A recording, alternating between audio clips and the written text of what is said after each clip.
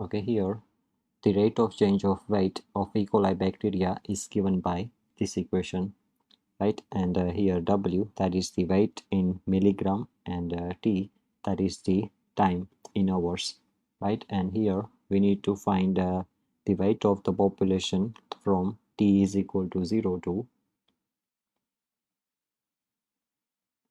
T is equal to 3, right? So our lower limit is A is equal to 0, and upper limit is B is equal to 3.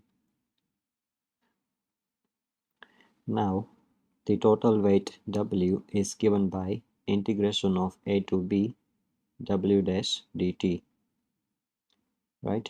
Now substitute all this value in this equation.